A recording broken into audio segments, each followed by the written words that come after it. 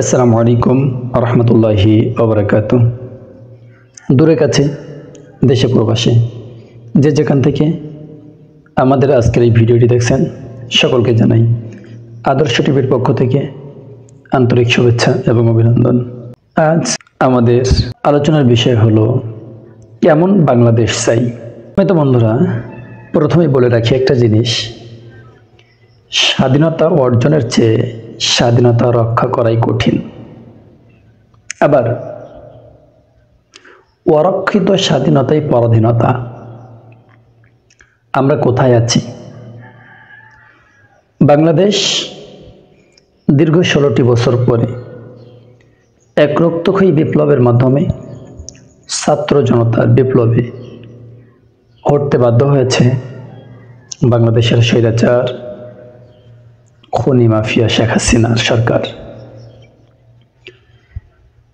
তারপরই ক্ষমতার আসনে বসলেন ডক্টর মোহাম্মদ ইউনূসের নেতৃত্বাধীন অন্তর্বর্তীকালীন সরকারের উপদেষ্টা বৃন্দ।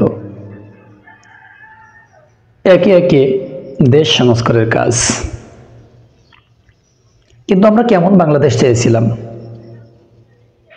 আর কেমন বাংলাদেশ আমরা দেখছি। শুরুতেই বলে নেই আমরা কেমন বাংলাদেশ চেয়েছিলাম। আমরা এমন একটি বাংলাদেশ চেয়েছিলাম এবং এখনো চাই, যে বাংলাদেশ হবে সম্প্রীতির একটি বাংলাদেশ,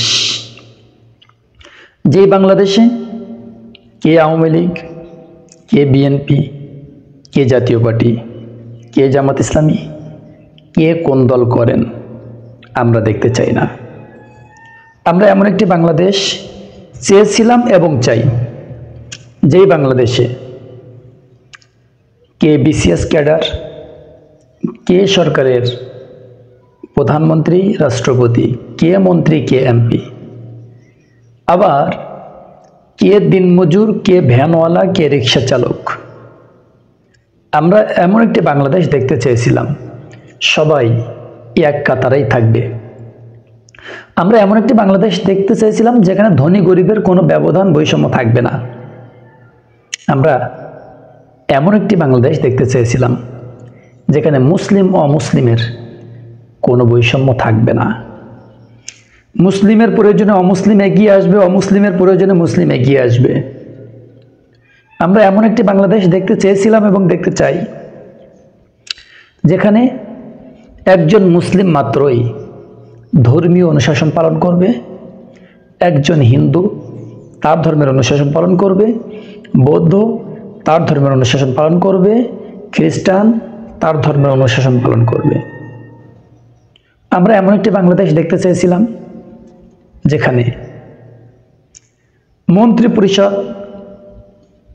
একজন প্রধানমন্ত্রী কিংবা কোনো মন্ত্রীর ইমামতিতে নামাজ আদায় করবে।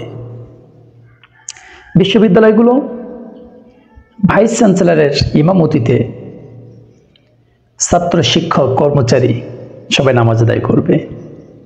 নামাজের সময় হলে মাইকে আজান হওয়ার সাথে সাথে কেউ আর কাজে থাকবে না, যার যার মতো নামাজে চলে যাবে। অন্যান্য ধর্মের ভাইয়েরা তাদের যে ধর্মীয় আচার অনুষ্ঠান আছে তারাও সেটা সময় মতোই পালন করবে।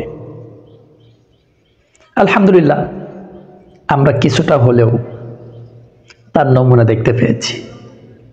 গতদিন ঢাকা বিশ্ববিদ্যালয়ের প্রাচ্যের অক্সফোর্ড খ্যাত ঢাকা বিশ্ববিদ্যালয় আলহামদুলিল্লাহ নতুন ভিসি মহোদয় মিয়াজ আহমেদ খান স্যার তার ইমামতিতে ঢাকা বিশ্ববিদ্যালয়ের কেন্দ্রীয় জামে মসজিদে নামাজ আদায় হলো। আলহামদুলিল্লাহ, আমরা এমন একটি বাংলাদেশ সামনে আরও দেখতে চাই।